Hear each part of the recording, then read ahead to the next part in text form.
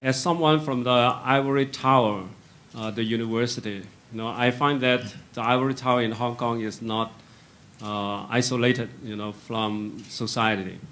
I strongly feel the impact of China on Hong Kong, even though I stay in campus most of the time. One major change that I experienced personally is that the student body has been transformed in recent years after the handover. Nowadays, if you get to campus, you will find that 50% or even more, maybe sometimes 75% of some graduate programs are mainlanders. So Mandarin has become a very popular language. You sometimes feel that you are in a mainland university when you had lunch or dinner on campus. So when you organize seminars, we find it a blessing to have all these mainland students around because they are very curious. They want to know more. They are eager to participate in seminars. This is very much different, from the response of the local students, who would rather spend the time, fooling around, maybe, or, playing computer games, or, having fun in town. So this is a very important change as far as campus life is concerned. And then on my way here, I drove along the Canton Road. I see lines of people queuing up, in front of all those brand stores. LV, the headquarters LV is right over here, and many other famous brands. And you find that, from the way people dress and from the people look, I find them, most of them are not locals. They are probably from the mainland. Many of these people are big spenders, okay? So in a way, the social fabric is rewoven in the last decade. Of course, this has been going on for some time, but I think the speed of reweaving the social fabric is accelerated. If you look at all these high-rises, the price of real estate has been jacked up, because of the purchases from the mainland too. And then in the previous section, some of the speakers talk about the Chinese pregnant woman giving birth in Hong Kong, creating a shortage of hospital beds. So the locals cry out, for help. They want to have the rights to hospital beds, protected. And then this kind of changes are, in fact, impacts from China. But they are, the other side of the coin is that, you can also see it, or see all these changes as impacts on China as well. These changes are felt, at a personal level, at a social level.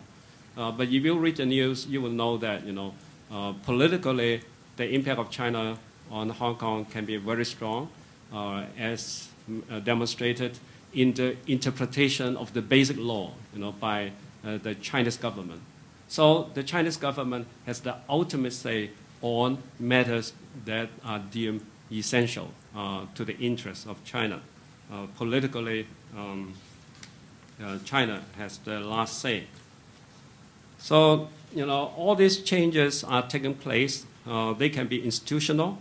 They can be communicative. By institutional, it is something like, the interpretation of the basic law, the set of arrangements as the zipper. These are at the institutional level. But these changes can take place communicatively. That is to say, there is an interaction between mainland China and Hong Kong, and information is involved. Information exchange is involved. All these changes, take place in various domains ranging from political to economic to social to cultural. I think one major parameter of change or impact has to do with the idea of one country, two systems. So by this scheme, Hong Kong behaves more like a satellite in China's orbit. One particular critical event that I would like to cite is the July 1st demonstration in 2003. I think it marks a watershed of political development in Hong Kong. And before that, China took more like a relaxed position towards Hong Kong, leaving Hong Kong alone most of the time. But after that, China begins to take a more hands-on approach. This would include, holding on to the power of key personal appointment. Six Tong, the former chief executive, was replaced by Donald Tsang as a consequence, of this huge demonstration. And it is known to many people that the liaison office of Beijing in Hong Kong, helped mastermind the election strategies. Hong Kong's demand for democracy was tamed, and also, the Hong Kong's economy was integrated as part of China's new 5-year plan. And recently, in the last year, Xi Jinping, the deputy chairman of China, wanted Hong Kong to introduce, to enhance its patriotic education. And then the chief executive, Donald Tsang, followed suit, by introducing the program to that, Now, all this are taking place, after the watershed event. Having said this, for the rest of the time I have, I would just like to focus on the changes that I felt in political culture and media culture. Now, in the past, Hong Kong had a very glorious past, as a media capital of the East Asia. But of course, now, its influence is fading. For that part, we all know that. But at the same time, Hong Kong serves as what I see as an internal alternative frame of reference for China. So, it is a reference society for China. It is rather different because of the rule of law, because of the civil liberty it has, because of the capitalist way of doing things. Now, there's no denial that Hong Kong is very pluralistic to the extent of having dissenting voices in China. It is not so democratic, but partially democratic. Yet, this is a very stable place, prosperous place. Now, this is something not experienced by China before 1949, of course, and not after 1949. Now, to China, it has to control everything in order to feel safe. But now you have a society that is pluralistic, dissenting, and sometimes subversive, yet, it remains stable and prosperous. So in many ways, it serves as an alternative frame of reference for China. Now, to what extent China learned from it, I am not sure, But China would have to deal with this kind of things, And then through dealing with it, China is learning at the same time. For that part, that I think Deng Xiaoping is more straightforward, During his lifetime, he said, China should create a few more Hong Kongs, in the rest of China, So to him, there's something to be learned from Hong Kong.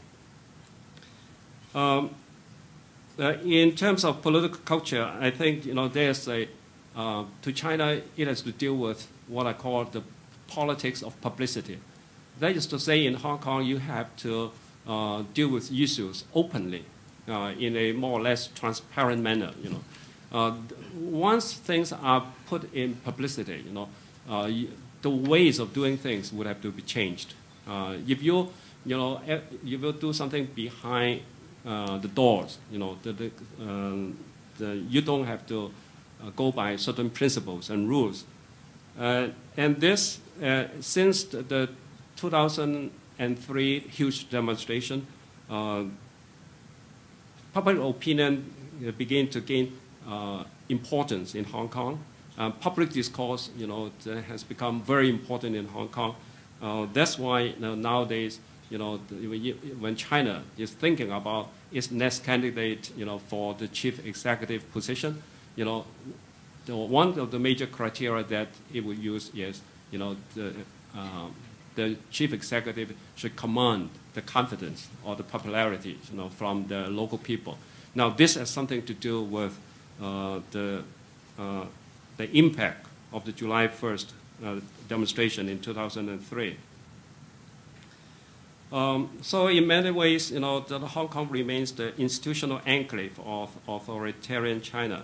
But as I mentioned earlier, China still has the ultimate say, on matters that are important to it. So for media culture, as I mentioned earlier, Hong Kong, was a strong regional media center, but now, it is fading, I think, there are quite a few reasons, one of them has to do with the domestic factor. That is to say, the Hong Kong media people are no longer that creative. They are imitating themselves, most of the time. And it has something to do with the proliferation of piracy. Piracy, is hurting the Hong Kong media industry to the bone. The other thing is, there's a good thing about the reintegration or reunification with China. The potential China market is expanded. But the thing is, as far as media is concerned, the industry has limited access to the China market. And at the same time, China's own entertainment industry is also growing. Sometimes, Guangdong is a very illustrative case. Now, before 2005, the market share of TV ratings in Guangdong is dominated by Hong Kong television, because Hong Kong television is carried on in the cable networks of Guangdong. But after 2002, and onwards, we find that Guangdong TV or the domestic TV begin to take to have turned the table. And as a result of this, the Hong Kong media entertainers begin to engage the productions with the Chinese audience. And as a result, the Hong Kong identity begin to have been weakened. This is about entertainment. Now, what about the news, the political side of information? After the handover, in fact, before the handover, self-censorship has become more of a norm. And in recent years, as far as the citizens are concerned, more than 50% of the citizens, think that the media has been self-censoring. By self-censorship, we mean that, some sensitive information is diluted or omitted because of the attempt to appease the power center or because of self-interest. Of course, the why they self-censor, this is very obvious, because China exerts a word pressure, saying that journalists should stay away from those taboo subjects such as reunification or Tibet issues. And then China threatens to withdraw resources such as access to information. Inducement. By inducement means, you are powerful. Once you are powerful, other people will behave like as if they are iron filings, subject to the magnetic field, And also cooptation. By cooptation, they can give you good things such as titles in the political arena, be a member of the Political Consultative Conference, National People's Congress, and also self-censorship is a response to media ownership change and strategic co-orientation on the part of journalists. Some of this media, have changed ownership in the last decade, and many of these new owners are members of the Political Consultative Committee, and also they are close to the CCP politically. But having said this, this is not the end of Hong Kong's press freedom. Hong Kong still have a relatively vibrant press, as far as you are willing to jeopardize your own self-interest, such as the laws of advertising, the limitation of your access to information, and then you may be subject to political or social isolation. If you are willing, you can still have the space, for saying what you want. This demonstrated in the case of Ai Weiwei.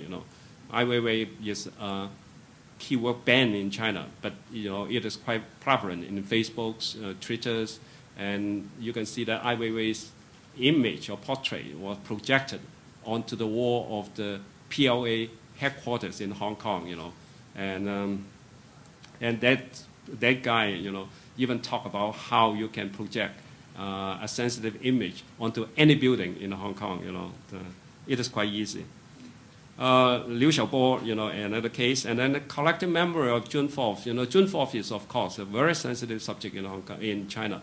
But, in Hong Kong, the memory has been maintained, and it is, the collective memory has been transmitted, from the older generation to the younger generation.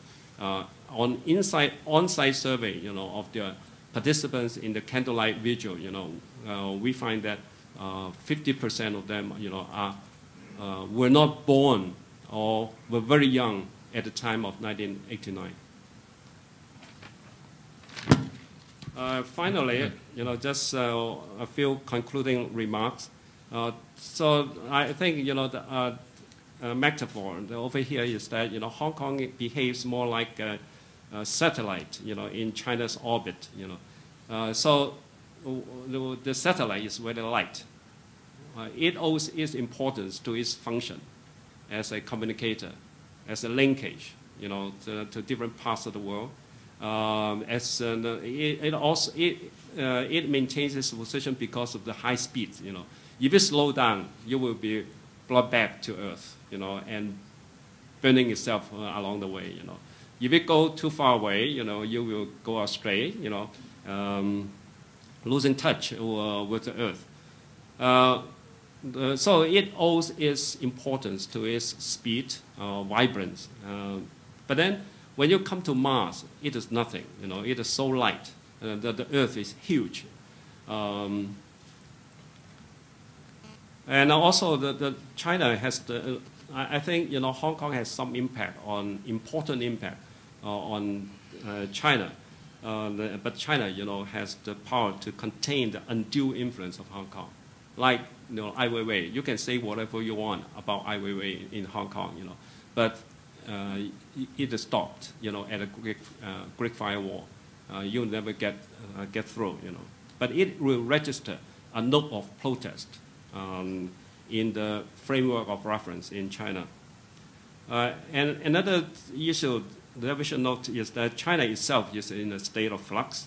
Economic growth, incredibly, and then resulting in some structural tensions too. How these tensions should be resolved is an issue. And also in China, we have to see that the new media is becoming more important, and there's also the rise of the public opinion expression as well. So the China we witnessed today was very different from what we can anticipate, 20 years ago. Very different. And also, Hong Kong can have a greater impact on China only if its access to China can be enhanced in various domains. Because China can always stop the influence at the doorstep. Now, if you if Hong Kong wants to be more influential, then China would have to open up more. And the strategic challenge for Hong Kong is to be learning to live with a nation. That is to say, becoming part of China without losing one's identity. If we lose, our identity, there's no point in talking about having some influence in China. And during the process, some mutual adaptation is required. So both sides are learning at this moment. Thank you.